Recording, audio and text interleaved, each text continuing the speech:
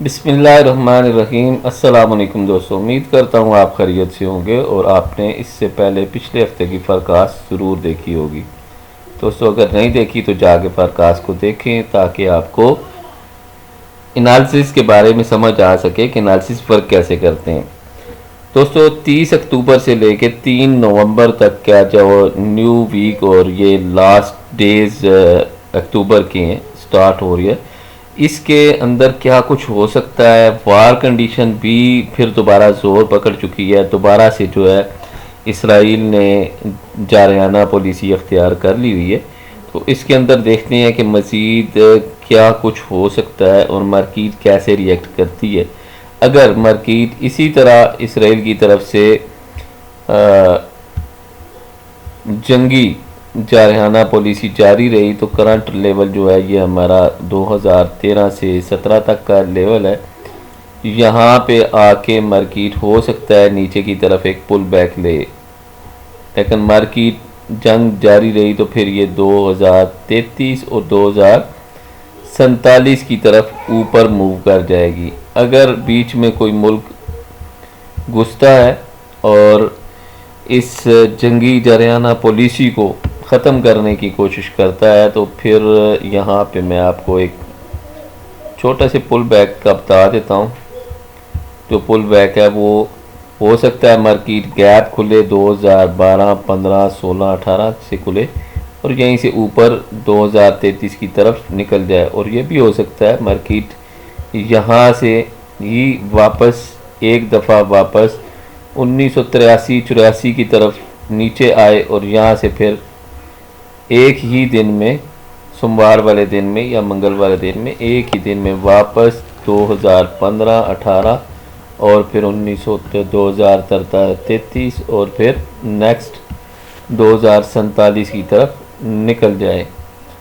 इस वक्त जो जंगी सूरत हाल है वो ज़्यादा अहम है और इसके ऊपर नज़र रखना बहुत ज़्यादा ज़रूरी है। फंडामेंटल आपके सारे जो है वो आपको धोखा दे रहे हैं। क्यों? क्योंकि यहाँ पे एक एमरजेंसी की सूरत हाल है और जब मार्केट में एमरजेंसी की सूरत हाल होती है तो डॉलर वीक हो या स्ट्रांग हो उससे गोल्ड को कोई असर नहीं पड़ता, कोई मतलब ही नहीं होता। गोल्ड फिर अपनी सही सिमत खुद तयन करता है।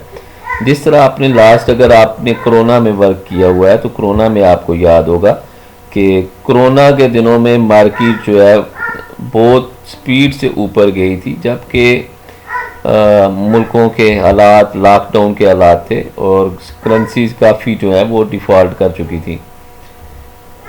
अब इस वक्त जंगी सूरत हाल ये कह रही है कि अगर मार्केट इसी तरह जंगी सूरत हाल रही तो फिर ये मार्केट वापस 2077 का जो हाई है 2080 का उसको तोड़ सकती है और हो सकता है ये आने वाले हफ्ते में ही ये काम कर जाए। और ये ऊपर मैंने एक लेवल ड्रा किया हुआ है यहाँ पे और ये मेरा वीकली ट्रेडिंग कोड है।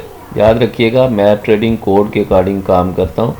मेरा ट्रेडिंग कोड जो बना था 1810 के ऊपर, उसके अकॉर्डिंग वीकली ट्रेडिंग कोड मुझे ये इंफॉर्मेशन दे रहा था कि मार्केट 2190 तक जाके वहाँ पे एक सप्लाई जोन बनाएगी और वापस जो है वहाँ पे जो भी कोड बनेगा उसके अकॉर्डिंग मार्केट नीचे गिरेगी। ये ट्रेडिंग कोड बहुत ही अहम होते हैं और इन ट्रेडिंग कोड के अकॉर्डिंग ट्रेड जो है पिछले मैं 3 माह से कर रहा हूँ और अल्हम्दुलिल्लाह बहुत ही अच्छे रिज़ल्ट इनके निकल के आते हैं। हमारा जो वीकली ट्रेडिंग कोड है वो इन कैंडल्स के अंदर मौजूद है। तमाम जितने भी डिमांड कैंडल हैं या सप्लाई कैंडल हैं, इसके अंदर एक ट्रेडिंग कोड होता है जो हमें नेक्स्ट मार्केट की डायरेक्शन बताता है। तो इसकी जो डायरेक्शन आपने देखी होगी, ये ऊपर मैंने ना बड़ा पुराना लेवल लगा के रखा हुआ है। जब से ये ट्रेडिंग कोड बनाया तकरीबन 3 हफ्ते हो चुके हैं। तो यहाँ पर मार्केट की आने की एक्सपेक्टेशन है। इस वक्त ये सप्लाई जोन के करीब है। इसको जैसे ही तोड़ता है सप्लाई जोन को तो मार्केट ऊपर की तरफ मज़ीद उछल जाएगी। अपना बहुत सारा ख्याल रखिएगा, दुआओं में याद रखिएगा। मिलते हैं नई वीडियो में सोमवार वाले दिन। अल्लाह हाफिज़।